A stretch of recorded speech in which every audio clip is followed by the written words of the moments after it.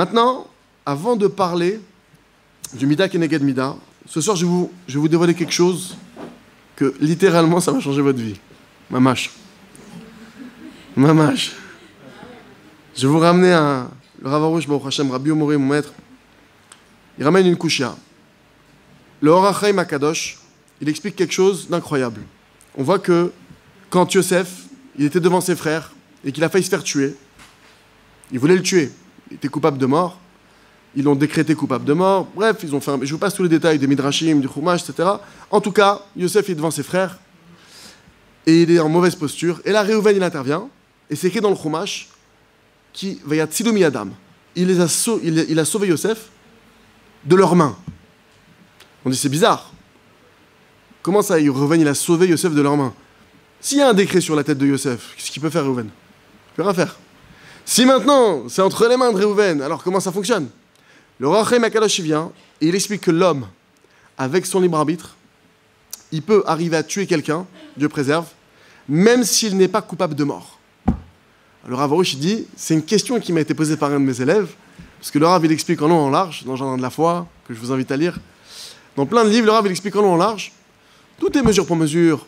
Il n'y a pas d'erreur. Il n'y a rien qui arrive pour rien. Hachem, il est méticuleux. Hachem, c'est chirurgical, tout ce qui se passe. Comment tu peux dire maintenant que c'est possible qu'un type, Dieu préserve, il peut mourir sans dîne, sans rien? Comme ça, il y a un type libre arbitre, il a un coup de folie, il l'a tué. C'est la question qui lui a été posée. Alors le Rav, il a dit, j'ai prié. J'ai demandé à Hachem, qui m'éclaire, parce que le Or HaChaim HaKadosh, c'est sûr que ce qu'il dit, c'est Emet. Ah bah, le Rav, il dit, ce que j'ai écrit, j'ai pas le moindre doute que c'est pas Emet, c'est Emet à 100%. Il dit, et Hachem m'a éclairé, et il m'a fait rappeler un Ben Ishraï.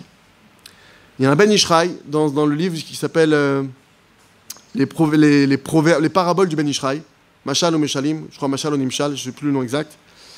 La parabole 36, là-bas, il donne une parabole, et il explique le Ben Ishraï. Celui qui ne fait pas de compte avec Hachem. Quelqu'un maintenant, il fait sa vie, il ne fait pas de Cheshbon Nefesh, il ne fait pas de compte. Jamais il fait un calcul avec Hachem, jamais il dit j'en suis là.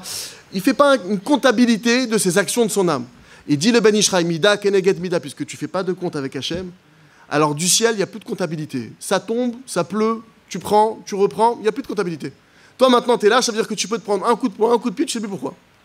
Toi maintenant, tu n'es pas en train de faire un calcul avec Hachem. Maintenant, si tu fais la comptabilité de ton âme, mesure pour mesure, ce qui tombe de là-haut, c'est précis. C'est millimétré. Et donc, le Rav, il a dit, j'ai compris maintenant le Or HaChaim HaKadosh. On comprend le Or HaChaim HaKadosh, effectivement. Quelqu'un maintenant qui ne fait pas de Cheshbon Nefesh. À savoir, on va expliquer ce que c'est Cheshbon Nefesh. C'est la comptabilité de son âme. Alors, mesure pour mesure, Dieu préserve, il se retrouve en proie et en danger de toutes les... Comme il dit Rabbi Nachman dans l'Écoute Moran, parce qu'il explique ça dans d'autres mots, mais c'est le même notion. Il dit Rabbi Nachman, quand quelqu'un il a un jugement sur la tête, quand quelqu'un maintenant du ciel il va lui envoyer quelque chose, tous les éléments qui existent sur terre deviennent les envoyés d'Hachem. La table, l'oiseau, le taxi, le chauffeur de bus, ce qui vous voulez. Dès l'instant où maintenant un type il doit recevoir, toute la création elle se met en œuvre pour appliquer ce qu'Hachem il veut. Maintenant ce qui se passe c'est quoi? C'est que cette personne, elle ne fait pas de comptabilité. Ce qui fait que maintenant, elle peut recevoir des amendes, des dettes, des galères, pas par rapport à ses fautes. Parce que sa faute, c'est qu'elle ne calcule pas. Il n'y a pas de compte. Ah, tu veux être large, tu es large entre guillemets, tu ne calcules pas les choses millimétrées, tu ne fais pas attention à ce que tu dis, tu ne fais pas attention à ce que tu fais, tu ne calcules pas, tu ne tiens pas une comptabilité. Là aussi, tu ne tiens plus une comptabilité. Il n'y a plus de compta. Ce qui tombe, ça tombe. Ah, c'est tombé sur toi. Mina Shamaim, qu'est-ce que je te dis? Donc maintenant, Bezrat Hashem, là on arrive à Rosh Hashanah, d'accord? Déjà, la première chose, le Rav il dit comme ça, le Zohar HaKadosh, il dit une chose incroyable. Rabbi Shimon Bar Yochai nous dit, Imiyesh din lemata, s'il y a un din, un jugement en bas, en din lemala, si tu te juges en bas, il n'y a plus de jugement en haut. Quelqu'un qui fait une bêtise, regardez, quelqu'un qui ne se juge pas bichlal, calcule rien, là-haut ils disent, bon, lui, il n'y a pas de calcul, on envoie tout. Ce qui tombe, ça tombe. Tant pis pour lui, il fallait qu'il calcule. Maintenant, quelqu'un qui se juge, ok, il se juge. Maintenant, imaginez, donc quelqu'un qui fait son calcul, d'accord, qui est dans les comptes avec Hachem, ok, des dinim. Maintenant, si tu te juges, nous dit Rabbi Shimon Bar Yochai, si tu fais ton jugement, on va expliquer ce que c'est que le jugement, de quelle manière il se fait, Bezrat Hashem Barar. Alors, d'en haut, ils ne peuvent plus te juger. Donc maintenant, je vous pose la question. Le Rav lui donnait ce machal. Il disait maintenant, le Rav, il va dans les prisons, il tourne dans les prisons d'Israël, il va voir les prisonniers, il les renforce, etc.